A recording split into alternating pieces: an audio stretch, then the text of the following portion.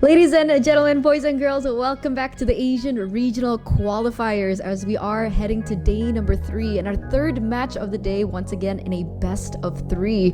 But it is important to note that this will be the last streamed match in the group stage, so you can definitely kind of feel out the intensity and of course the value and the weight of this last match between Myanmar versus Thailand, as both of these teams want to be able to get and ramp up in those points in the groups in order for them to make it to the playoffs. Here I am once again, Eterna, alongside with Naisu this time around to bring you the action in this next best of 3 series. Here we go, Eterna, and also, loving the glasses right now. I heard Mirko mention it too. I'm not used to seeing you in glasses, but for this matchup, you already said it. There's what's on the line here is, I would say, seeing if Thailand can get to, I'm not sure, actually, I don't know the numbers yet. We're going to have to let the stats people do that. But if they win, if they get a sweep or whatever against Myanmar, then they should be able to maybe have a tiebreaker or something should fall into place here, because the points are getting really close. Myanmar is stacked. They haven't been defeated yet, right? So they're most likely going to lock in that slot, and then we're going to wait for the next team to do that from Group A. And it looks like Thailand could possibly do it if they can get a sweep here. And of course, we have one more match later today, but that is going to be going back to MLBB Women's between Myanmar and Philippines. We've got a stacked schedule, ladies and gentlemen, on stream and even off stream, because some of these off stream matches also have a big weight as to how the standings go. And you guys can actually check that out yourselves. If you guys want to have a little look at it, you can go ahead and check out it on the website, IESF.gg. You guys can go ahead and go to the Southeast Asia part of it, MLBB. And if you click on the results and standings, that's where you'll get a little bit more information as to how these regions are actually faring in their groups. Because again, right, we have Group A and Group B, or Group 1 and Group 2, that you guys can, have a little bit of say in. I mean, for the most part, insight, that's the word. There's a total of 9 teams that are battling it out, but these 2 teams are going to be the ones that we will be witnessing later on. Again, Myanmar versus Thailand. Unfortunately, Thailand earlier on, they had to be swept in by Cambodia with a 0-2 loss against that team. But against Myanmar, also one of the main protagonists, one of the main contenders to make it to the playoffs as well. It's not going to be an easy feat. And remember, Thailand going back to back here, so it's a big question of endurance as well for this team. Yeah, I was watching the Thailand match, of course, just previously, and it was too bad because there was even, I think it was the first game, it was relatively close and almost like a 50-50, right? It took them quite a while to end the game, and things looked a little dicey there. But I will say that for Myanmar, on the other hand, if you're just looking at some of the games that they played already, most of them, I think they only have a one maybe game loss, but overall the matches, they're undefeated. And we're going to take a look here at the lineup once again of Myanmar. It's still the same lineup that they went in when they went head-to-head against Cambodia. We have Ken, Justin, Ruby Didi, Juno, as well as, how do you pronounce this name? Zide?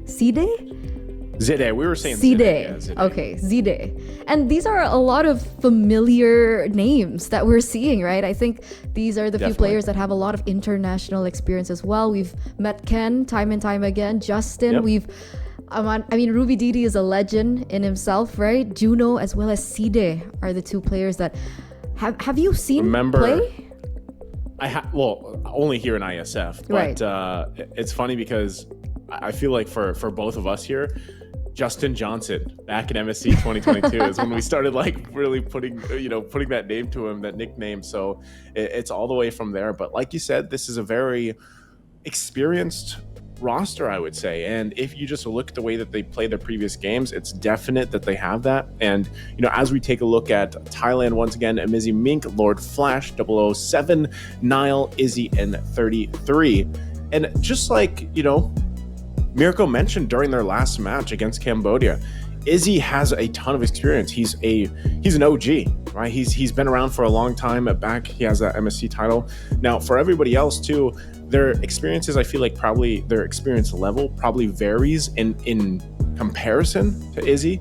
But overall, I would say they still look like a pretty good team. It's just when they went against a team like Cambodia that was, I would say, as a team, as a unit, Cambodia is very experienced. You know, of course, it's not their entire roster that some people are used to seeing, but Thailand definitely, their play style is there, and I feel like this one is going to be a huge obstacle, or at least a trial for them going against a team like Myanmar, who has been very dominant in a lot of the tournaments that they participate in, you know, and Thailand has to figure something out on how they want to draft and then how they want to approach that matchup, I would say. For sure, right? Because in the previous match that we saw Thailand participate in earlier on, it felt like there were a lot of mistakes that were made, overcommitments. Yeah. They went in a little bit too hungry and eager for the last kills, very greedy in their playstyle. And with the experience that we know that, of course, Cambodia or Myanmar in this regard holds, it will be tricky because that will be capitalized over, right? That experience, the decision making, the discipline that of course Myanmar holds over right now is going to be a big obstacle for Thailand, like you mentioned earlier on. But of course there are glimmers of brilliance from Thailand. I think I mentioned in the previous stream that I'm a huge fan of Niall now. There were so many moments that he was able to create big opportunities for his team despite being at the goal deficit on heroes like the Grok, to find these opportunities to make the plays happen for his team, and I hope we get to see that again. So I was just, while you were explaining that, because I know, you know, your love for roamers out there in tournament, but I wanted to go ahead and look at this specifically for the lineup from Thailand and kind of see where everybody has been playing on. And it looks like the most of them have, to some capacity in their past, played on I Do Not Sleep's roster, you know, out there in Thailand. So honestly, like, all these guys, now that I'm looking through it, have experience to a certain degree. Now, we do know that maybe some of them are new, like Mizzy Mink. I don't see much of the background here for him. Lord Flash has been a part of the competitions over there as well, but a different team. He was back in Team Evo, I guess it looks like. And so, you know, I would just say for Thailand in general, they have good experience for here. Even Niall, actually. Niall, yes, was on I Do Not Sleep and competed on a team, it looks like Evo and CRT. So I just wanted to get a glimpse at them on what their experience level was. So it's there. It's just Myanmar. From, you know, these guys, they're familiar because of Mythic Seal. So now that they're here, we're in the draft here for game number 1. We'll see exactly if Thailand kind of has adjusted the game plan from earlier. Like, it's literally just a little bit ago where you go back to back for this, and we get to see if they made the right adjustments to go again. And hopefully, like, again, for all the people rooting for Thailand out there, best case scenario for them is they get this sweep. They win this series with a sweep, and we see where things fall into place from there. So let's get into the drafts, ladies and gentlemen, as it looks like Myanmar will be able to get that first pick position in, and they're actually going for a lot of prio bans here. Despite the changes coming through into the meta, into the patch, the chip is still taken off the board. As you all know, Angela is still a big priority in that roaming position, especially due to the flexibility and of course the combination and the synergy that the Angela has with several of these heroes like the Ling, the Baxias, and several other heroes. Meanwhile, Thailand goes in for the Ling and the Luo Yi. So it's still very similar bans that are coming through, very template. Nothing out of the box just yet. If it is a respect ban, it does still prioritize more to these priority heroes so far, Naisu. What do you think, since you said you were a fan of Niall from that first series, what do you think Niall needs here? Because I believe he played Grok in one of the games, right? He played Grok, and then I'm trying to think of the other roam he played first match. Maybe the Matilda. Was it Cho? I think it was Cho. Well, either way, what do you think Niall needs here? Because I feel like it's a Matilda, big component to Thailand. Yeah, Matilda, there you go. So Matilda and Grok. Well, would it be the Grok if he picks this up? Because that's a Roger first pick already from Myanmar. Is that going to help Thailand have a better time in this matchup?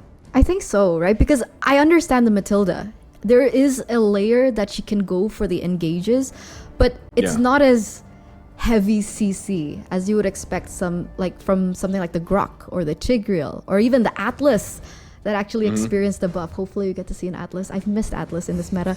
You miss him, right? Yes, I always love an Atlas play and Atlas players, but yeah, I think he needs something that is a little bit more active.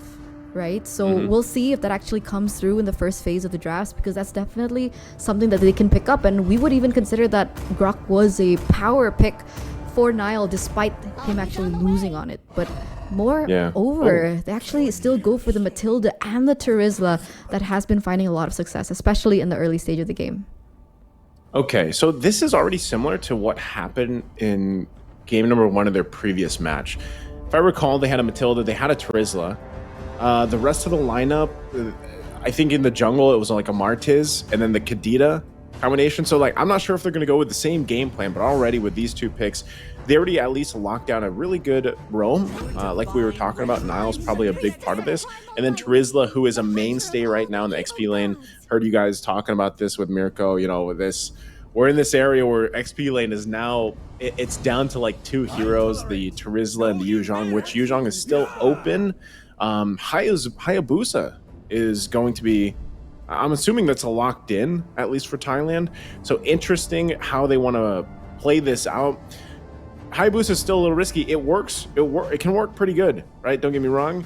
But I guess that's where you really have to rely on this utility from Matilda. And on the flip side, Myanmar picking up the Valentina, a pick that they love, of course, and they can play around. They get a lot of options actually already. Maybe not so much the Hayabusa, but just these 2 picks from Thailand, the Turizla and Matilda, can help them out. And then the Edith. The Edith, I would say with this, you could put it in the XP lane. You could technically still flex it, roam. And even the Roger, I would go and say that the Roger, we actually don't know if this is going to go in the jungle for Ken or if it ends up going in the gold lane. So I like the flexibility that Myanmar did with this. And now we're in the second phase here of the bans. I mean, technically, if you want to be crazy, the Turizla is also a flex pick.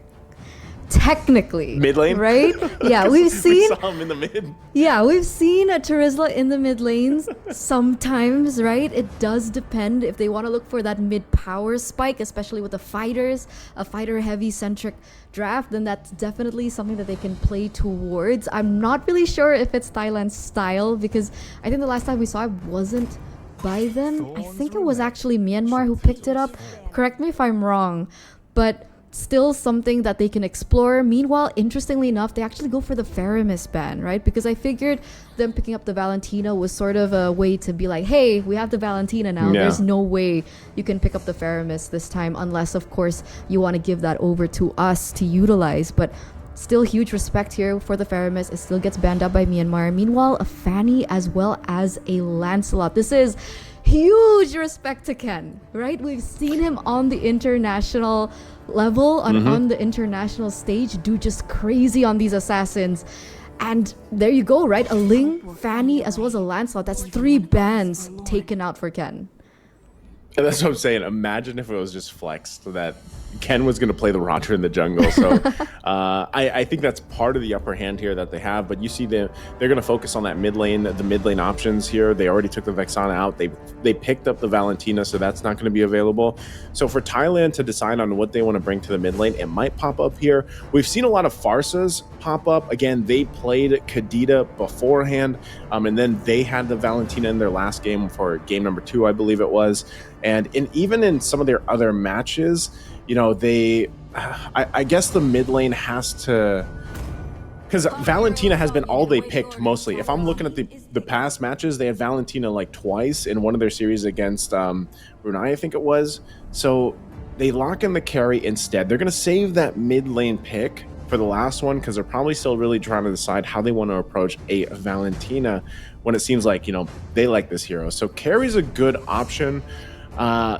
I think the main thing, though, is you just need to get the carry to the position where she can shine, because range is low. You got to build up. You need multiple items for her to get to that portion. If this is a Roger gold lane, we're going to find out here in just a second if it is, then I don't know. That matchup can go either way, but you kind of have to build up the carry here a little more, I feel like, than even the Roger. Cho's locked in. I believe that is locked in. So for the roam, we're going to go with the Cho pick here. And, okay, Moskov. So it is the flex.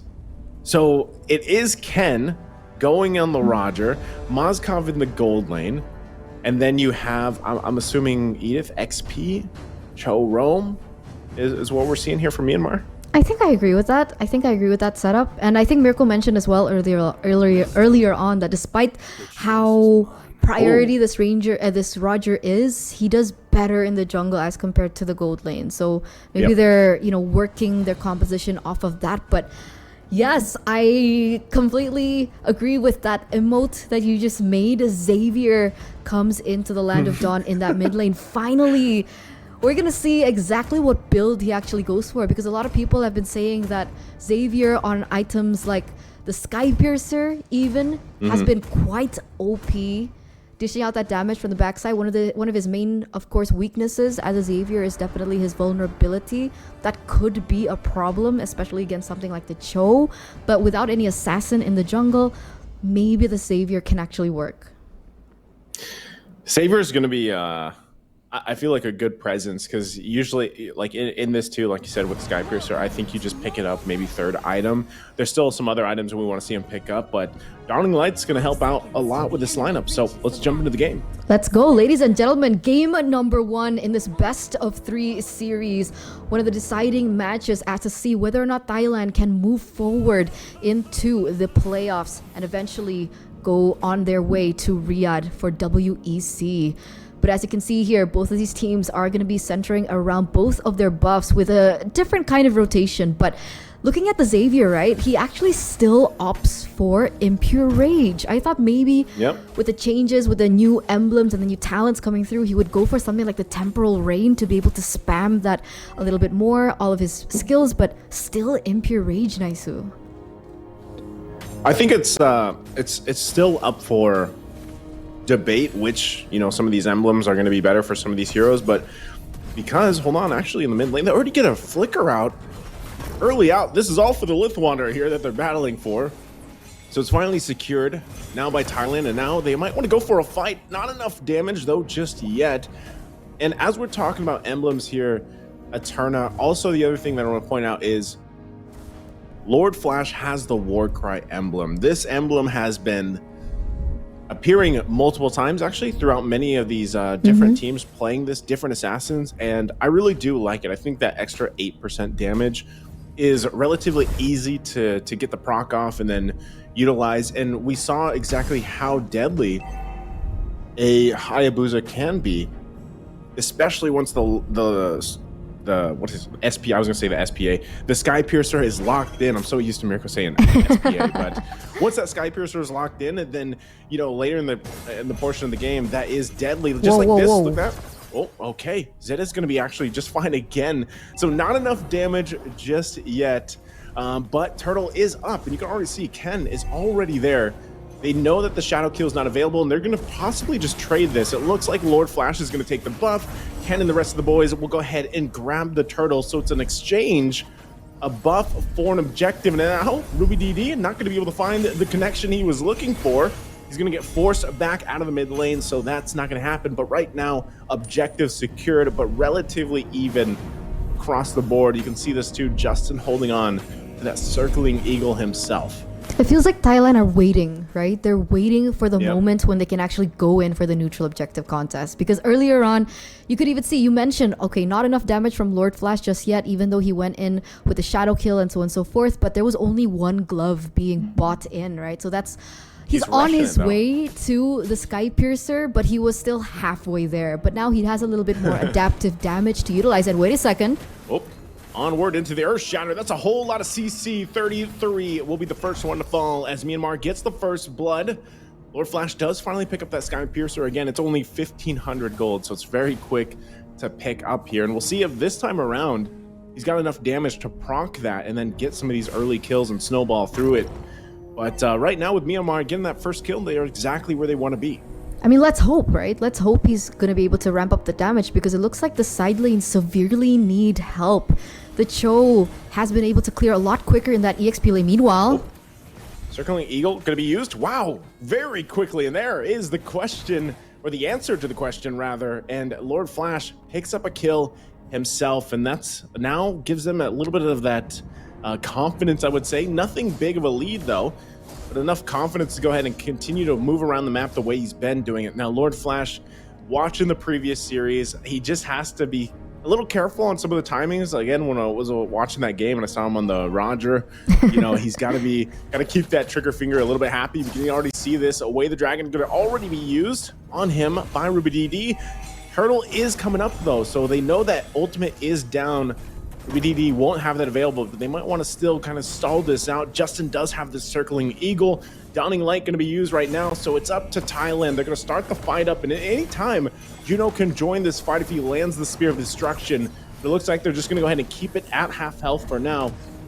Both teams going in. Penalty zone going to be the flicker play. Circling Eagle going to be used by Justin, and they go in. 33 going to fall once again, and now the turtle will be secured by Lord Flash. He's trying to run away, but it's a double for Ken, as Niall will fall as well to Justin. And under the turret, it's a triple, as Ken goes up and cleans up the kill. And now they'll take the resources as well. 4 members taken out, 3 members, plus a neutral objective takeover. But it's a trade, right? But with Ken being able to pick up so many kills, now standing at a 401 KDA, by the way, and he was able to deal out most of the damage, by the way, in that team fight. You do not want to see a snowballing Roger, and that snowballing Roger is going to be able to pick up yet another kill, as well as a structure down bottom. So despite Thailand picking up that turtle earlier, Myanmar has been able to get a lot more favorable trades, and that has propelled them to a 3k gold lead in the first 5 minutes of this game. Yeah, and 33 is not having a good day at this point, and it just seems like, a lot of times he is trying to use that penalty zone to set things up, where he's just dealing with the pressure. And he's going to have to kind of just buckle in, it seems, because at this point, he's just going to be whittled down a little bit further. Niall takes that damage. Oh, Shadow Kill already going to be used on Justin. Justin flickers out. Can't get the proc from the Sky Piercer. Oh, Dawning Light won't connect either.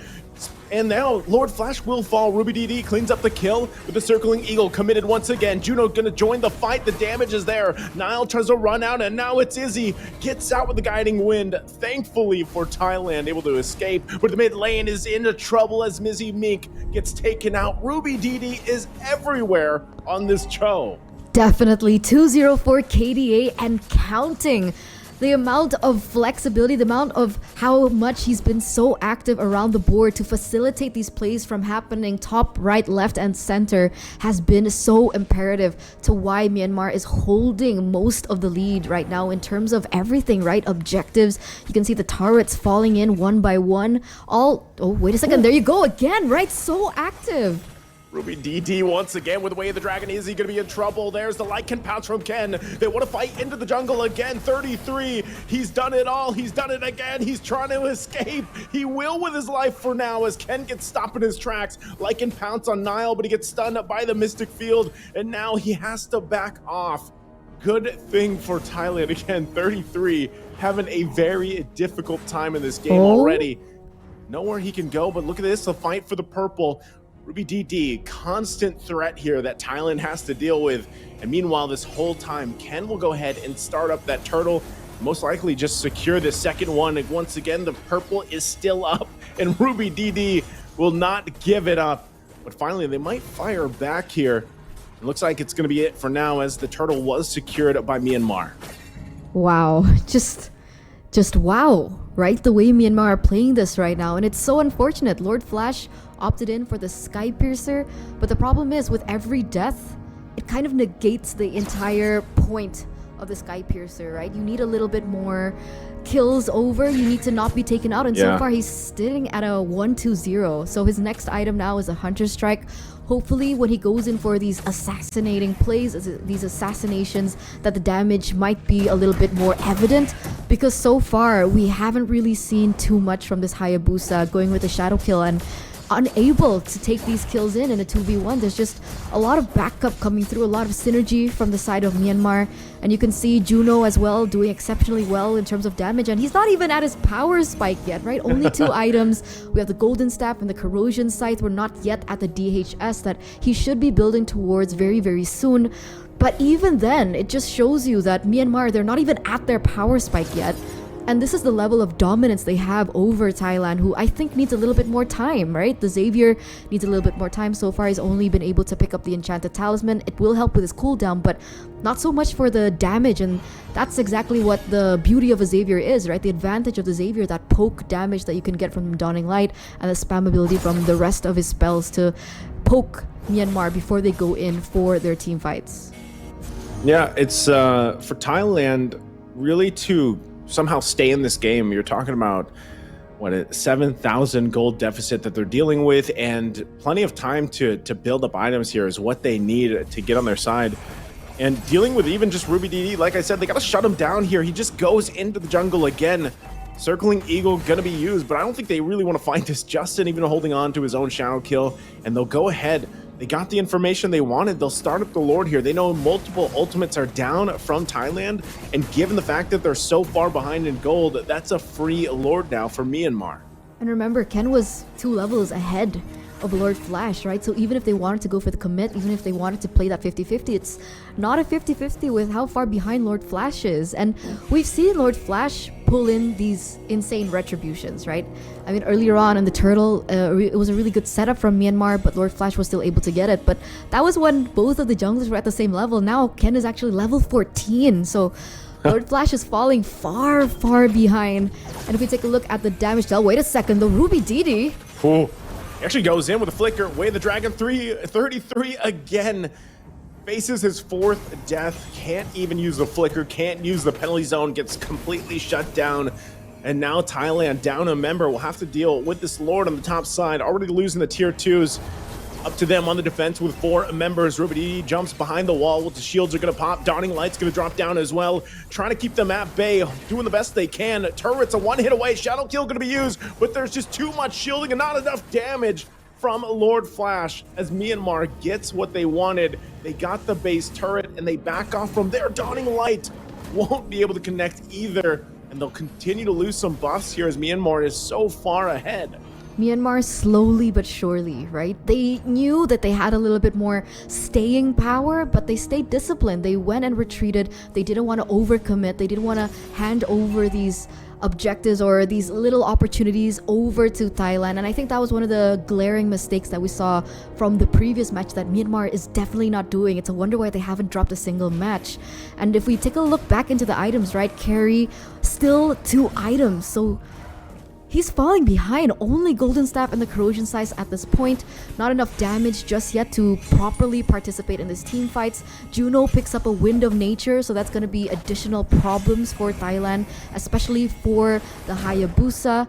But as well, as we all know, Carrie, once she gets that item power spike, she does have true damage in her kit, so it should be able to help them. Meanwhile, Nile can still get out of that sticky situation, but again, Thailand being completely asphyxiated into their own base with how Myanmar are currently playing. One small mistake from Thailand can actually give them the game here at this point.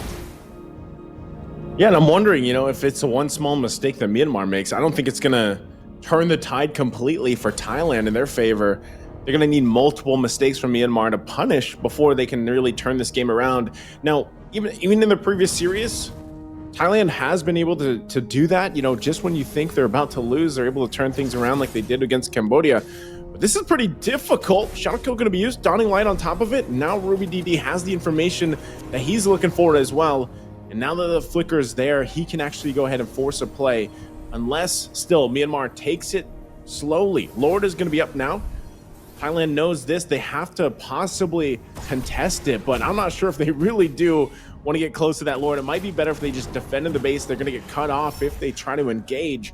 That's going to be the Lord now for Myanmar. There's Ruby DD going in once again, but he takes so much damage. Dawning Light won't be enough to kill him, though. Mystic Field going to be dropped in now. It's just Thailand able to keep it together for now, but it's Myanmar. They're going to reset and then march with the Lord, so at least Thailand didn't lose anybody. But unfortunate for them that they couldn't even pick up the kill on Ruby DD. Got away with 1 HP. That's insane, right? That's insane. And that Dawning Light, that should have a little bit more damage, right? I think Mizzy Mink already has a Lightning Truncheon.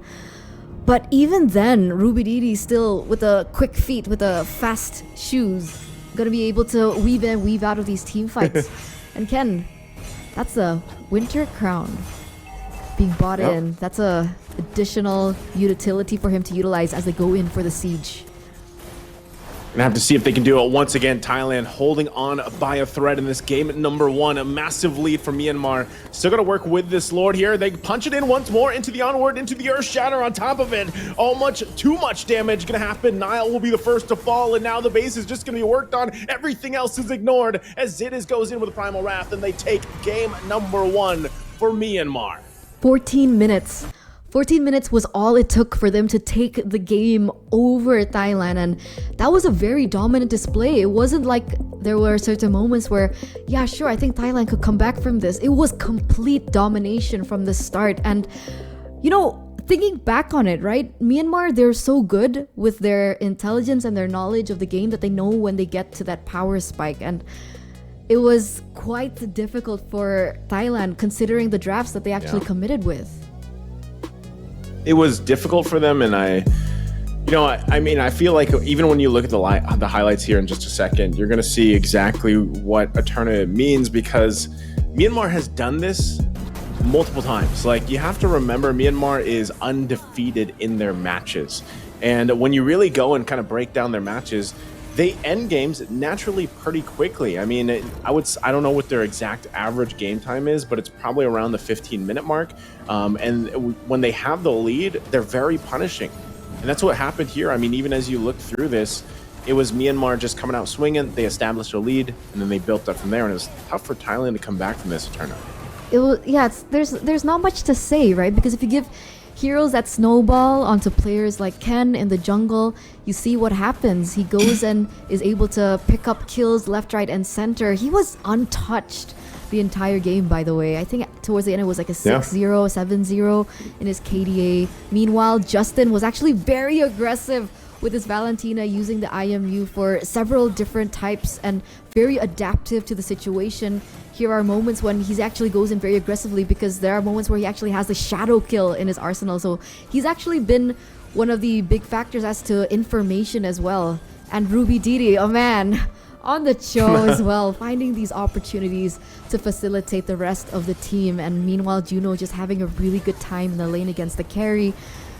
It was tough, to say the least, right? Tough was even an understatement for Thailand. I don't know what the game plan was. I think one of their main winning conditions with their composition was to try and wait to the late game, wait for that power spike to hit. But these players can, especially, right, 6-0 for KDA, did not even let that slide. They don't even let that happen. Very aggressive with his item build as well, with the Bloodlust, a Windtalker, as well as that Sky Piercer and the Winter Crown. I think with his next item, what is he building towards here? I think he didn't go for Wind of Nature. Is he going for a BOD? What do you think it was? I don't know. I was going to say maybe BOD, maybe Malefic Roar. True. I just don't know if he needed any more magic. I mean, any more physical penetration. But I like, the reason I noticed too at the end of the game, I was like, man, Juno was 0-0-1 on the Mozkov. Like, all he did that whole game was probably just farm up and push, because he didn't have to be in any of the fights. And I think a couple of times he probably just like threw the Spear of Destruction to check things out, because at some point in the game, like, they had such a high lead that Juno's like, hey, I want some, so like he was throwing the spear just to go see if he could catch maybe one or two people, and then see if he could go get a couple kills, because he was 0-0-1 on a Mozkov for this game, because this was all established really early on, like we saw. And I think at the same time, for Ken, this was a really good idea from the draft. Like, we really have to kind of talk about that. Like, the draft is where this kind of like power play started, where it's like they didn't have to put the Roger in the jungle. Although I think it's agreed here, at least for us casters, that we do feel like Roger fits really well in the jungle, more so than in the gold lane right now. But because of that, I think you could have still flexed it in. So the fact that Myanmar held on to it, it was first pick. You don't exactly know just yet. And a couple other flex picks could have happened, right? We did mention, even I think it was the Edith that was locked in, could have been flexed over. But yeah, Ruby DD, especially on the Cho, very dominant, very aggressive. And that's always like, if you have ever played against that for you guys in your own ranked games, or maybe you guys are competitors too for MLBB, if you've played against Cho players who have really mastered that hero and they're just a nuisance and they're always just like finding the right targets, especially, and doing all the fancy stuff, with the flicker and the way of the dragon, it's tough to work with that. Because like, I feel bad for 33. He couldn't move. He couldn't land a penalty zone. He couldn't even flicker half the time because he was getting just picked off time and time again. And this is a Terizla, a marquee XP lane pick right now. And unfortunately for 33, it was very difficult for him to even establish a presence in this game number 1. What baffles me, right? There's like an argument to be made about Cho in the roam. Because a lot of people have actually discussed that Cho doesn't have as much value because of his single target CC, right? Okay. Whereas heroes like Minotaur, Minotaur's a little bit too passive, but heroes like Grok, heroes like Tigreal, they're an AoE CC source of utility that has more value. But for some reason, Cho still works. And the greatest thing about Cho now is with the recent update towards his passive, he also can facilitate the physical damage being brought in by heroes like Roger, especially in that composition, as well as the Moskov that, well, technically wasn't as active in game number 1, granted, but that's kind of the idea, right? So Cho, do you think he can officially come back into the meta? I think yes, he can. Rome is still interesting because of, I get it, like, in a fact, it's like, it's a single target pickoff potential, but you have to remember with the Jikundu, right, and the Shumpo, like, those are valuable skills that some of those other roamers don't have. I mean, like, Minotaur, he has a great setup, but then he just, like, heals and he jumps. He does have another stun, like, I get it, there's another CC ability. Same thing with Tigreal, but I just feel like when it comes to Cho, even though it's a single target, pick off, like, just the stuff that you can do with him is, I feel like, more value if that's your composition style. Minotaur and Tigreal work really well if you're really trying to get those team fights and you're trying to bunch them up. Cho is great for the pickoff potential where you're trying to get a high priority target, take them out immediately. And sometimes that high priority target might just be a struggling XP laner who's very tanky and you can still get rid of a body, And I think it's a good point that you said with the new passive, right? He travels a certain amount of units and then he gets like a 100, I think it's 150 or 180% damage boost on his next basic attack. So that, as a roamer, if you think about it, and I think, again, most maybe even roll with concussive blast. I'm sure there's still some variations there with the emblems. That's a lot of early damage on a roamer that some won't have, that early in the game. So I think Cho alone will start to creep back into the meta because we're finding ourselves in this position, Eterna, where it's like assassins are coming back, damage and fights are happening everywhere, I feel like. It's like, when in IESF so far have we seen a slow burn game? I cannot recall. I feel like every single game we've had, even the 32-minute game yesterday between Bahrain and Jordan, like, it got to that point through a bloodbath. Like, it started early team fights and it ended with a crazy team fight. And so I just feel like we're in a position where these heroes like this, and if they happen to be a roam, they can really be useful for any team composition. So I'm all for it. I love to see Cho come back and and win a ton of games for these competitive teams out there. So with that point you made, right, there's definitely like an underline and like a underline italic bold on early game, right? Because of how all of it, just put everything there to the early game, right? Because like you mentioned, there's so many brawls, everything is very action packed, and it starts from that early stage of the game. And I think that's why Myanmar's draft was really great. I mean, we were talking about the Cho, and on top of everything that he does, he also has fast clear. So addition with the Cho, with the concussive blast, by the way, much faster clear, along with the Valentina as well for Myanmar. They were holding control of that mid lane that eventually led to the rotations that they were able to kind of amount to, and they were winning all 3 lanes, I think. Wait, Yeah. would you consider the Edith and the Terizla a winning lane for the Edith or a winning lane for the Terizla? I would say it should, like, Terizla, if he didn't go down so many times, I feel like it's almost a dead lane. Like, you can't really kill the Edith 1v1 early on. And Primal Wrath will like hurt Terizla pretty good. But I just feel like it was an automatic winning lane for the Edith because of what happened for 33 on the Terizla. Yeah. But I feel like as soon as you if you have Brave Smite, if you're on the Terizla, and then let's say you go War Axe, especially with the new War Axe, I think you're okay. Like, I just think it's a dead lane. Like, you are going to take poke damage if the Edith decides to do that or pop the Primal Wrath. But you should be able to just heal it back up, you know? Like, I don't think she's going to burst you down or anything like that. But Edith is... I feel like in terms of like these team fights and early team fights and whatnot, because we saw this happen with the Edith where you are able to just do so much more setup potential. Even just think about it, even just with your Onward and Earth Shatter combination.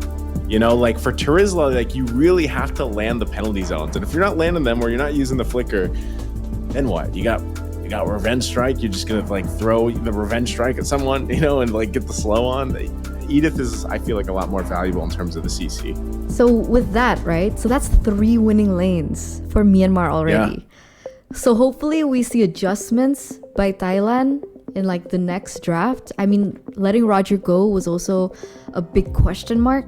And I think for Myanmar... You think that was a mistake? What would you do? Would you let the Harith go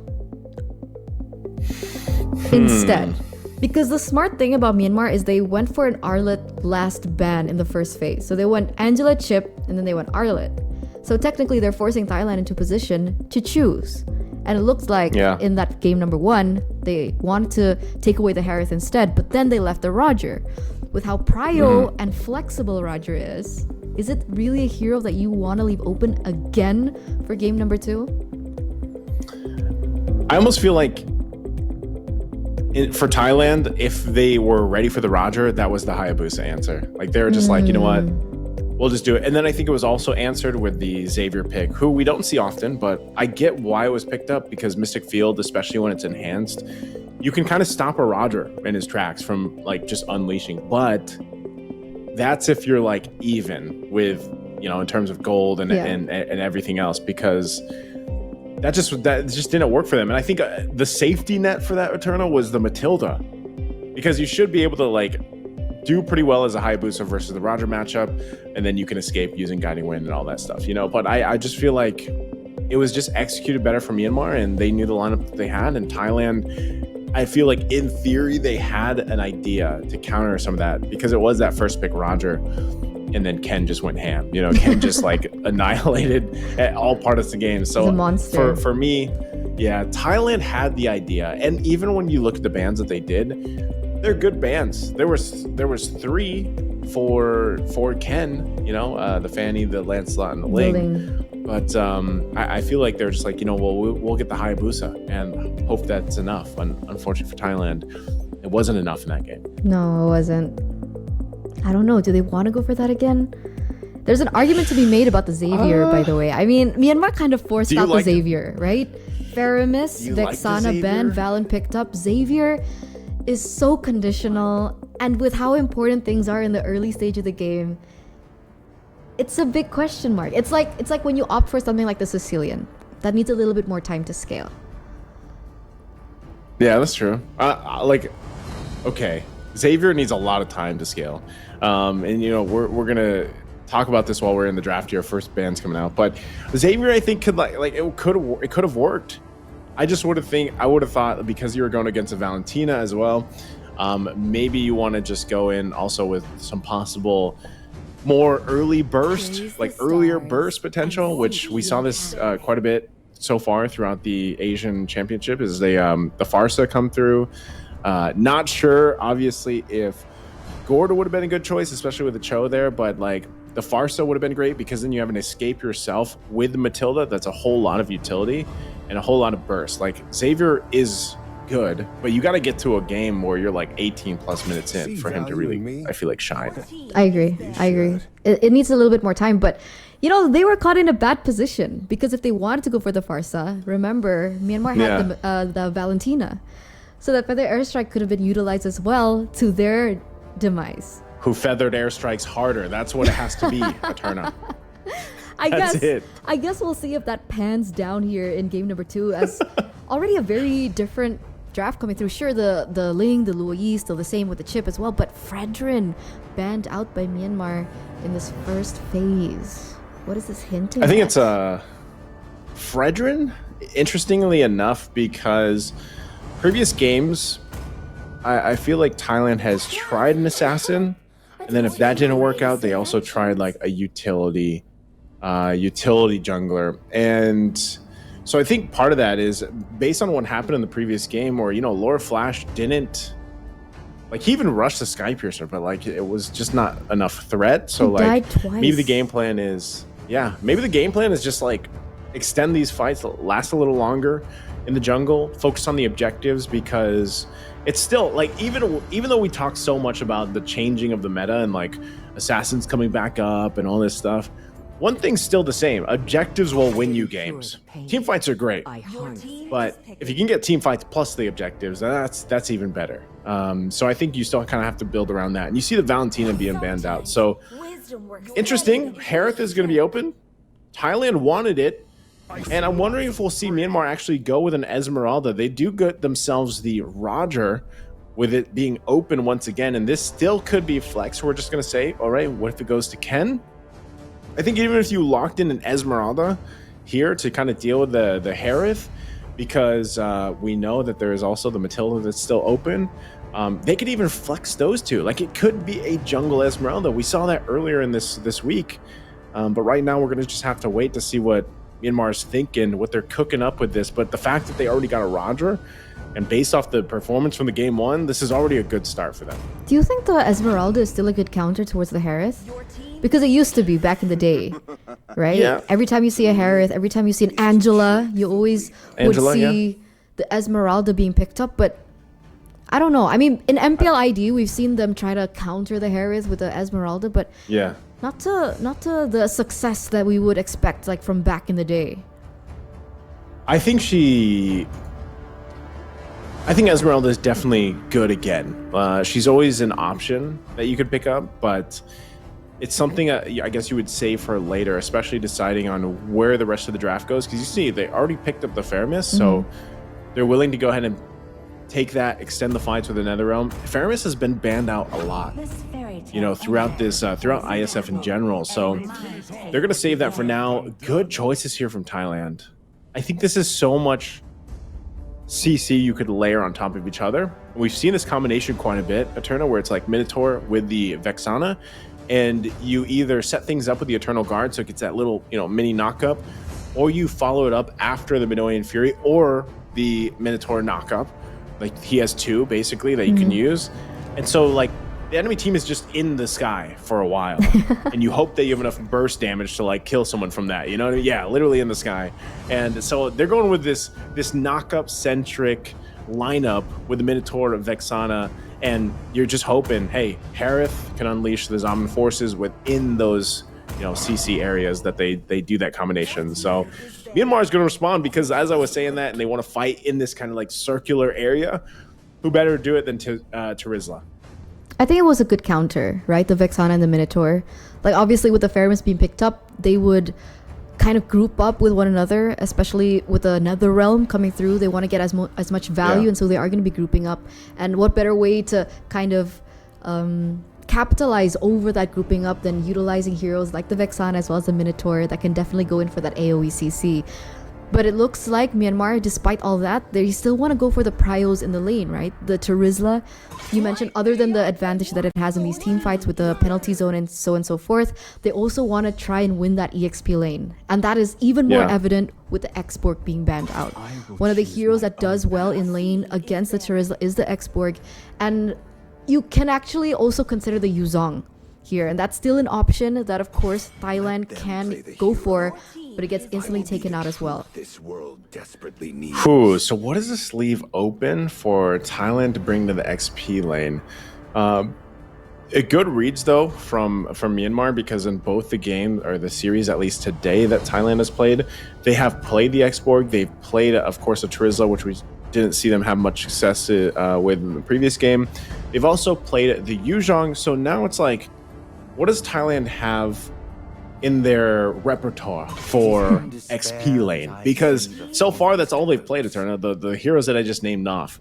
So this might force 33 to bring something new to the table that maybe he's not so comfortable with, or it's more so of just like, these are the heroes that work right now in the XP lane. I'd love to see, I know we saw Benedetta in the last series. That was great to see. I miss Paquito, honestly. Paquito is always a fun XP lane to kind of watch, but it's just not the best that you want to go against a Trizla, because it can fall behind here. And I think in a way though, like if you really wanted to, it could be a more damage centric XP lane. And that's why I'm saying it's been a while since we've really seen that, because Paquito or Benedetta will provide a lot of the physical damage that Thailand's lineup needs right now. They have a ton of magic. They have a ton of magic, and they need to be able to get a good physical damage dealer online here. And with the Harith going in the gold lane, you might want to rely on that being on the XP lane, or again, depending on what they put in the jungle too, knowing that you have a Roger there now that Ruby was locked in.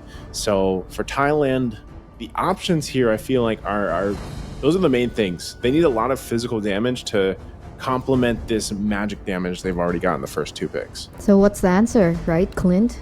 Do they go for... Oh, no, they can't. Clint? Because Harith, right? Harith should definitely be going into the gold lane. So gold lane. Benedetta, Paquito, that's what you mentioned. Edith is another magic damage. But Damas, all right. And a Dairoth. Okay. I mean, you wanted physical damage, and, well, Dairoth. This should be a Dairoth jungle, right? Dairoth in the jungle. We'll have the Damas in the EXP lane. I think a couple months ago, Damas was a big lane bully in the EXP lane. That 1v1 is so good. But I don't know if it's still the same story for the Damas in that EXP lane. I think we saw the Damas yesterday or earlier on today. Yeah. What do you think about this Damas in the EXP? I think it's good. It's probably, like I said, if this is XP lane 33 here, that's bringing this against the Trizla, it might have just been an option of, well, all his other heroes are banned out and taken, because it was the Yuzhong, the Exborg, or the Trizla that he's played. And so it seems like that might just be, all right, well, I'm going to go against the Damas because it might work really well against the Trizla. He can at least withstand, some of the sustainability. Also, it's just, how do you utilize this Damas when it comes to the team fights? And that's why you have to rely on this Dairoth pick. And Dairoth jungle is interesting because it can work out really well. Great setup potential. Again, you have to remember that Minotaur and Vexana will help set those Abysm strikes for you on this Dairoth, and you should be able to get pretty easy kills early on. But then again, this Nolan was locked in by Ken, and we saw a devastating game from Nolan earlier today from Indonesia, from Albert, and it was scary, Eterna. It really was, and now it's getting scary for Thailand as they are headed to match point. One more game away for Myanmar to be able to close out this best-of-3 series as victors as we head, ladies and gentlemen, into the land of dawn. And back to that, right? With Dairoth in the jungle. It doesn't necessarily... Yeah. Because the great thing about the Dairoth is that I love the Dairoth and Paquito combo. What? First blood already from the Roger onto the Harith? That is a big win now for Myanmar. Taking in that kill, and as we know, ladies and gentlemen, Roger in the gold lane is a snowballing hero. He needs those early kills, and once he gets into that snowball path, it's very difficult for things to go differently, especially Myanmar holding most of the priorities, especially this mid lane with the Nolan in the jungle. But my god, did you expect that? I did not expect that. But already getting that first blood for Juno is going to be quite crucial in the matchup against the Harith, like you mentioned. Snowball potential is going to be huge. Now in the mid lane, Niall's going to get pulled with a Stampede, and that gets dragged right into Ken to go ahead and pick up the kill himself. So Myanmar now 2 ahead, early point of the game, and now Ken could possibly be looking to make a play on Izzy. It looks like they're getting in position, so they're going to push that in. Now Ruby DD going to be the one in trouble, but has that body of Smith to be quite tanky himself, so it does withstand, the gank that came through here. So he's going to be fine for now, and we'll stick in that lane. But Myanmar, how do they play into this? Turtle's going to be up in about 15 seconds. So we've seen different layers of the Roger and his emblem choice, right? I think earlier on, wait a second, Zides gonna be able to get out of that situation, but both of these teams are gonna be centering around this neutral objective, and they go in. Oh, look at the damage again. All I can say is big damn Ken, double kill right now onto this Nolan. This is tough because as I was talking about the Nolan we saw earlier today, Eterna, it looks like Ken wants to compete with Albert. And he's so good. He's been so great at these assassins. We've seen how great he is on these assassins, and he picks up something like the Nolan. I mean, game number 1, there were 3 assassin bans respected away from Ken. And now he picks up something like the Nolan that you mentioned has found success today. And wait a second, in the bottom lane though. Oh, 33, even with a vengeance. Look at the damage that we've been talking about. And Ruby DD will pick up that kill. But again, a lot of that damage coming out from this Nolan pick. And now there's the Eternal Guard. They're going to be able to pick up Zides, so at least able to get on the board. And now they have to withstand the fight. Netherrealm already going to be used as Ken gets another. Hunting for Nile next. Won't be able to go in just yet, but the Fracture goes in to get the double. Ken already absolutely massive at 5-0-1 in the 3-minute mark of the game. That was a 2-1 traded, and that was a 2-1 traded only for Zides on the Ruby. So you would say it was definitely much more worth it for Myanmar in this first 3 minute. As you can see here, Nolan actually goes in for the Hunter Strike first. So we don't see the Sky Piercer coming through. I'm not exactly familiar with the Nolan path with the Sky Piercer. Do they usually opt for it? But it looks like that's his next item, right? With the gloves being picked up. But once again, here we go. On mid lane, look at the poke damage. Ken once again goes in with a burst. Can't get the second kill, but he gets Lord of Flash. Thought the Fracture would be enough to even get Nile, but no.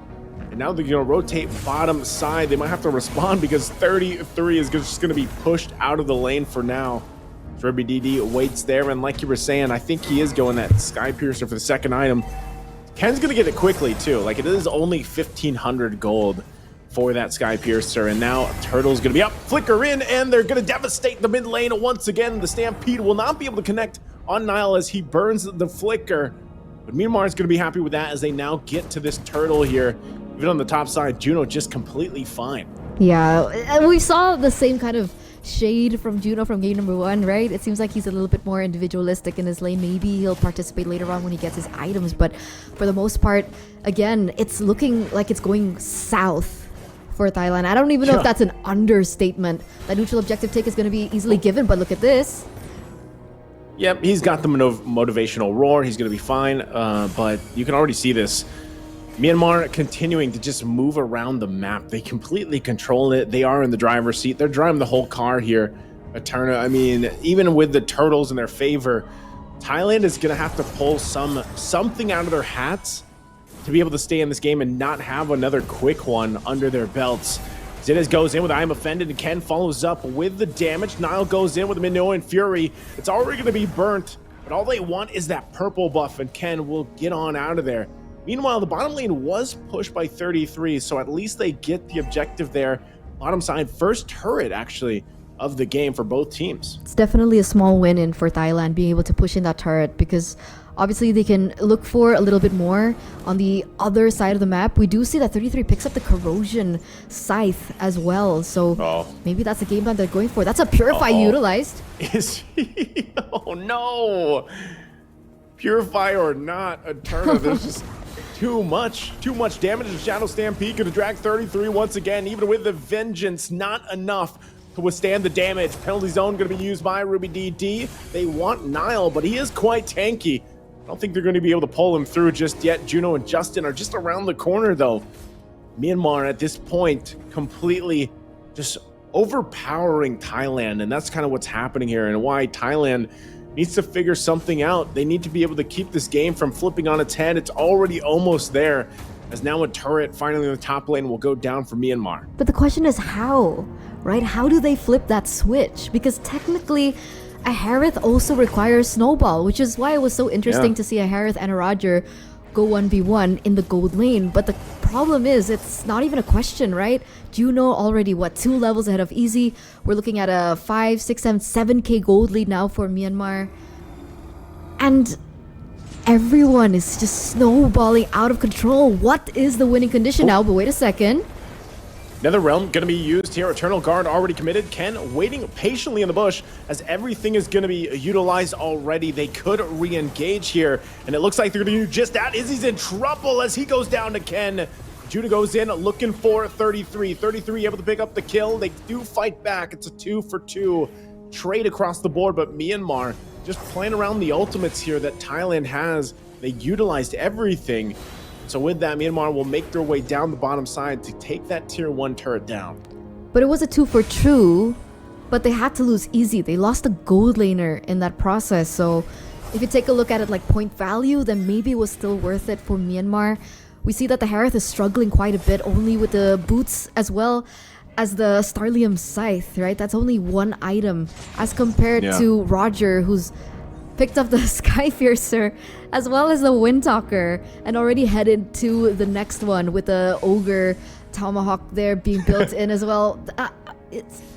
What's the winning condition? Because I mean, technically Thailand had a good idea earlier on, right? They were able to combo in. Yeah. That was the strength of their lineup. We were talking about that in the drafting phase, the way that they can combo in their resources with a guard coming through from, of course, the Vexana, as well as the Knockups coming through with the Mignon Fury from Nile. Maybe if they look for a similar kind of combination and, find a pick but not overcommit into it and make sure that Ken isn't available or Ken does get hit into it, maybe that's something that they can work on. But even that is just so easy to say and so much more difficult to execute. What do you think about the winning condition for Thailand here in the 8th minute of the game? Oh man, that's tough, Return. Right? Like I've been saying here, they have to just hold on for dear life, and that's really hard to do when you're playing against this kind of lineup, because especially with Zidez on a Ruby, he can just choose to fight and force it with an I'm offended. It looks like they're gonna go ahead and do this with the Lord already pulling Nile in. He's so low, and he's a Minotaur, he's their tank, and they're just gonna have to watch this taken by Myanmar. And as that first Lord of the game is secured now, 9 minutes in, massive lead, 9,000 gold for Myanmar. With this, they'll go ahead and just kind of get ready to go and march with the Lord. It is going to go on the top side, and they'll make their way, knocking down these tier 2 turrets. That's the next on the list here for Myanmar. It's like you just mentioned it. You're like, he can go in very flexible with the I'm offended, and then Zidez gets the I'm offended and chunks Nile to half health, and that was enough to zone Thailand away. Again, very great timing there. But again, right, Glowing Wand being built in by Justin, you see the value, because even if the Minotaur wants to go in for the heal, it's not as straightforward as it was before that Glowing Wand got built in. But Ken, what? Oh man, stop. Thailand is suffering already as it is, as it goes in again for that damage. And is that a Malefic Roar, Naisu? That's a Malefic Roar. I'm still waiting for the Malefic Gun to come out more. We haven't seen too much of it, but maybe one day. But right now, Thailand's going to deal with this Lord. The shields are going to be popped on the base.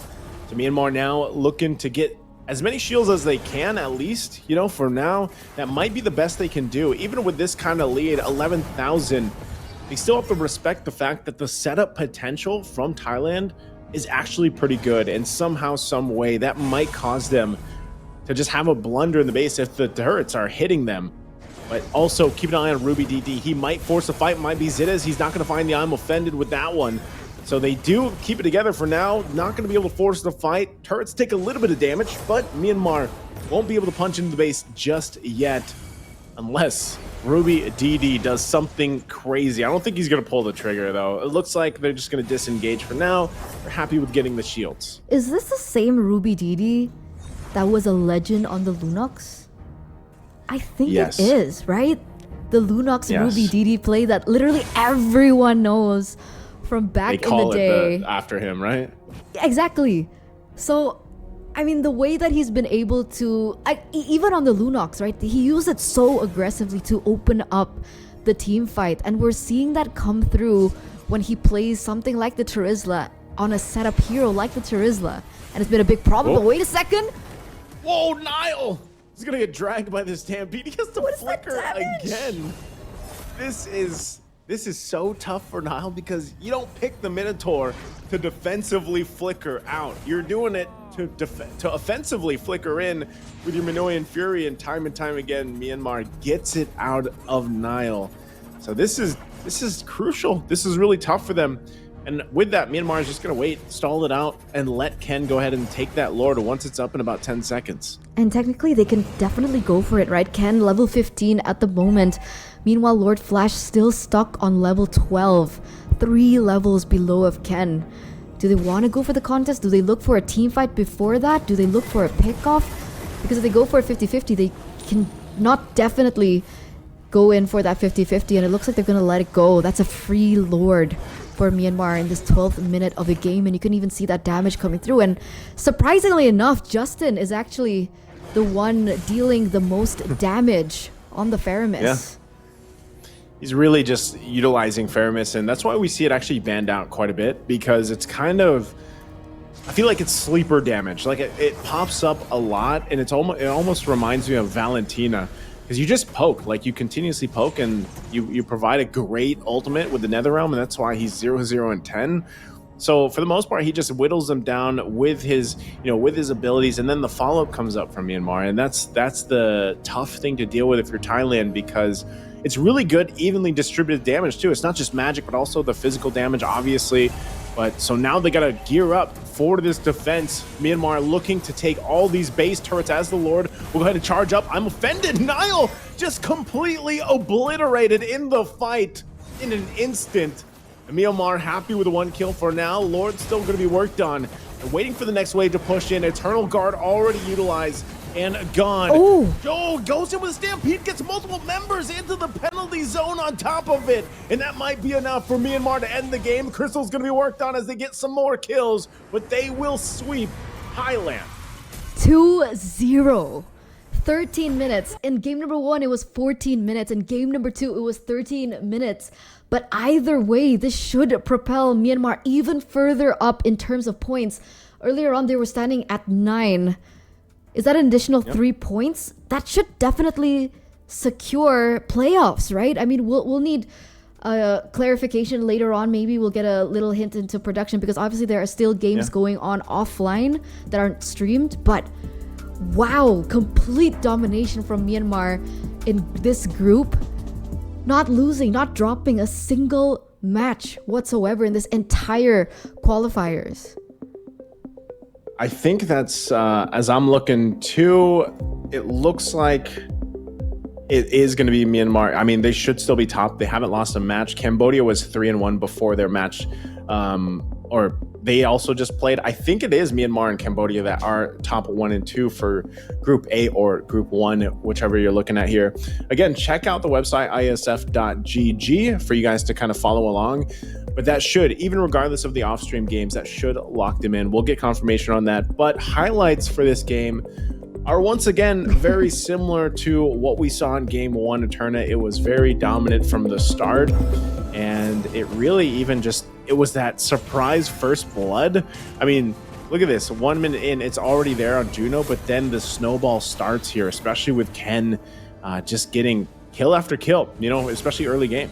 I feel like going Sky Piercer first item is actually a big gamble, right? So we actually see Ken going in for the Hunter Strike first, and the damage was definitely there. Here it is. He picks up the Hunter Strike first. Why do I say it's a gamble? It's because of the way that the Sky Piercer works, right? If you ramp up in the kills, obviously the damage is going to be there. But if you start losing and if you start getting killed in return, that's when the passive kind of lowers by, is it 30% if I'm not mistaken? I'll have to ask Mr.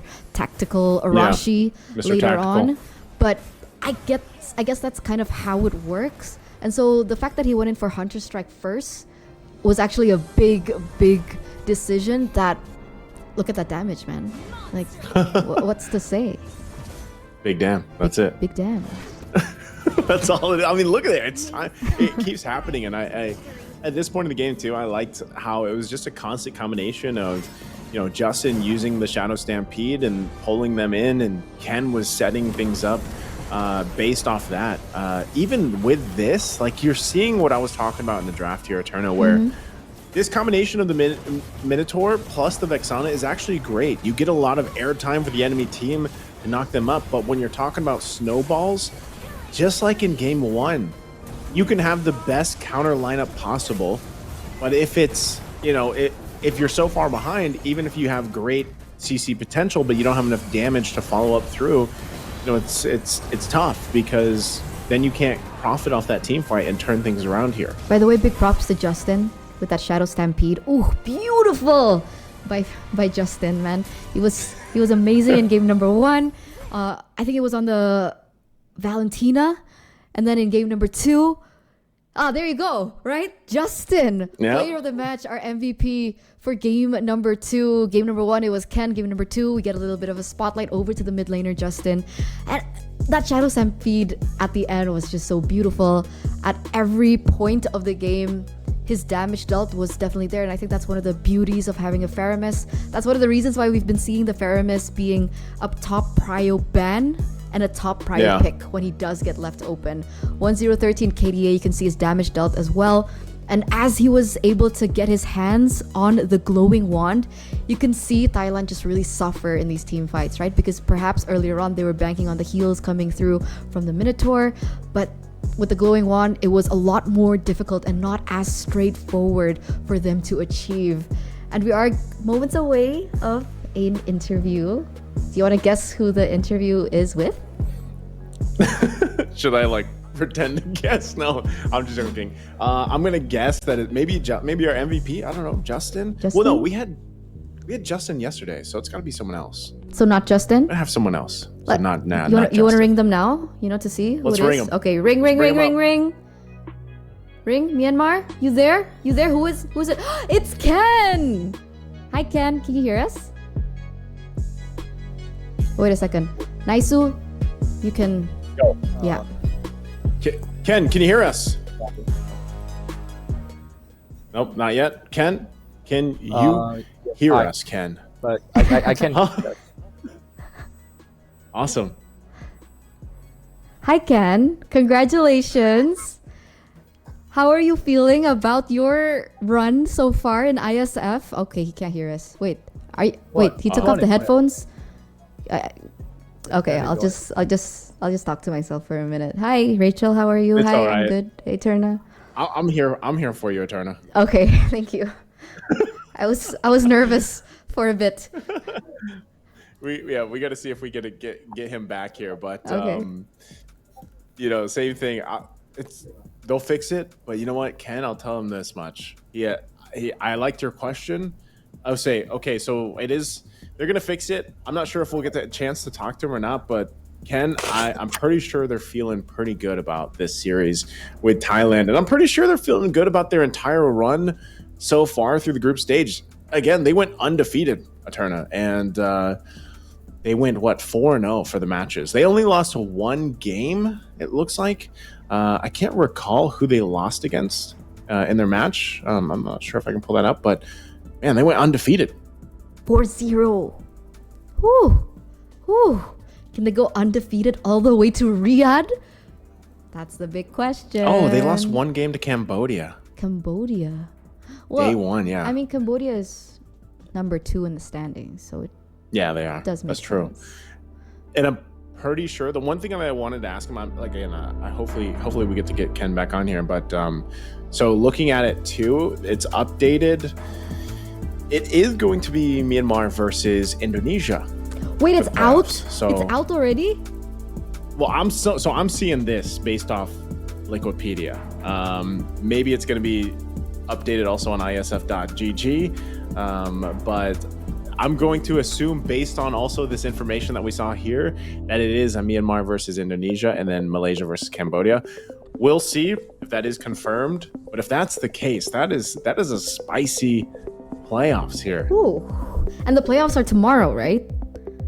Playoffs are tomorrow, yeah. Oh, So, man. you know, we'll take a look at that schedule later on, but yeah, I'm looking at this and it's going to be good. It's going to be a good matchup because I think tomorrow is also just like, it's a it's an opportunity for what is the grand final here? I know we only have on stream, we have 3 matches tomorrow, but yeah, this is interesting how things kind of fell into place. Because if you look at both groups, Group A with Myanmar and Cambodia, Myanmar was undefeated.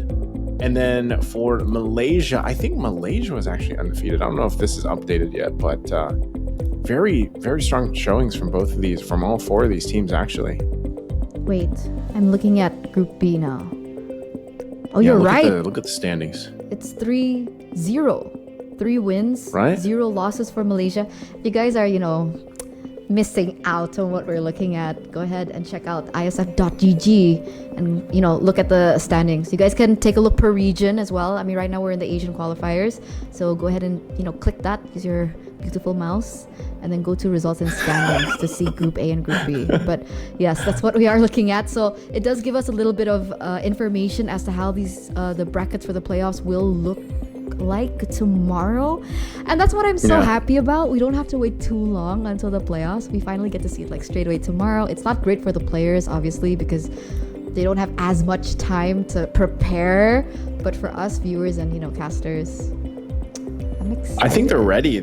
I think that when it's time for the players to get to the playoffs, they're ready. And it's interesting because the way that this goes, right, for ISF is there's always games that are on stream. There's games that are off stream. And even last year when we had the Asian Championships, and Asian Championships were offline last year. They were actually in Riyadh. Yeah, they were actually in Riyadh. And I remember that was my first exposure to that setup where I was like, oh yeah, there's games happening simultaneously. There's some that are being streamed, some that are off stream. And that's why we also as casters are constantly looking at the updates on IESF.gg, because we also want to know what the games, what the results of the games were happening off the stream. So, that's why even some of the teams, of course, still, if they didn't have a chance to get that top 1 or top 2 spot, they're still going to play it out and fight for their nation's pride here. And it looks like, as things fell into place, it should be an interesting playoffs. Really, I don't know who is going to end up winning this. And drop some predictions, Mr. Naisu. I don't know. I don't want to predict yet. We'll save that for tomorrow, Eterna. Fine. We'll save that for tomorrow. I know we're still waiting to see if we're gonna get Ken back up here too, but also the next match that we have today, the last match for tonight, we go back to women's. We go back to the women's league here for MLBB. I think that's going to be a spicy matchup as well. We saw it earlier when we came into the stream, right? We showed it on screen. That was Myanmar versus Philippines women's. Who's playing in Philippines for the women's? Do you mean which team? Is it Smart Omega Empress or? Yeah, it's Omega Empress. Oh, okay. They were pretty strong back in SPS, so it's a tough opponent for sure. It's a big hurdle for Myanmar later on. Ooh. I wonder how their women's team from Myanmar is. I actually haven't looked at the women's team from Myanmar. Let's see. Okay. Oh, we got word. I think they were able to fix the thing here with Ken. Let's welcome him back, Eterna. Ring, ring, ring. Ken, are you there? Hello? Hang on. Ken? I'll put device Can you? headphone. Ken? Can you Just hear us, Ken? Ken?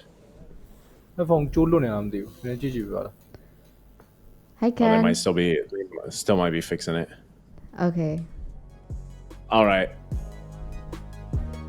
I'm so sad. Maybe at one point we do get to talk to Ken, but there I'm we go. so sad. I keep switching the audio sad. over here. Me too. That's why I was like, okay, give me a minute.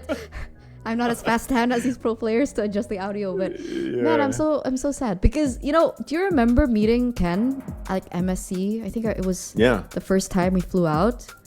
He was so shy. I wonder if he's still shy. Because his gameplay is not shy, by the way. His gameplay He's a is monster. not shy.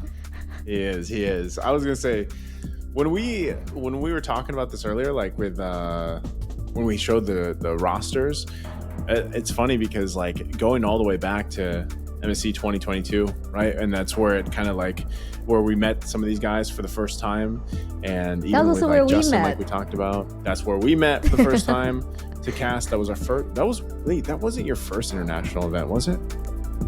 Technically, it was because in 2021 MSC, it was like during the COVID period. So it was like a online thing. But hi, we're back. Ken, can you hear us? Ken, Jayo. you got us, Ken. Hello.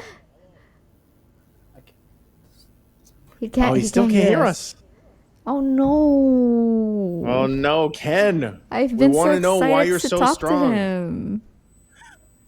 Ken, if you stay silent, that means you know you're strong and you're confident to make it to Riyadh.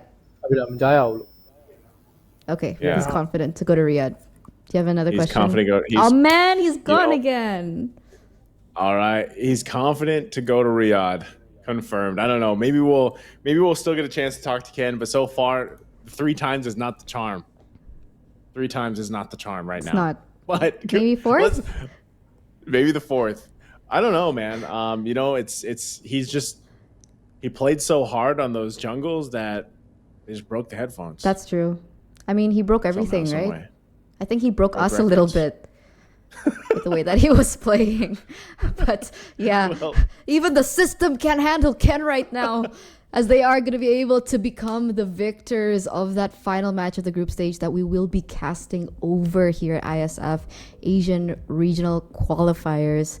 I think there are still matches that are they still matches that are happening right now? there are, but they're off stream. There's But only they're like off 1 or stream. 2 left happening, I think. But I guess like looking at this, things should have fallen in place. You know, even the games happening off stream won't really have much of a say for the playoffs because before this match, the Myanmar and Thailand match, it really was up to Thailand. They would have needed to sweep Myanmar, I believe, you know, to get to a possible tiebreaker match or something of that nature. But unfortunately for them, they weren't able to do it. So like we were saying earlier, Eterna, we got one more match today before we head to the playoffs tomorrow. But we are also going back to MLBB women's here.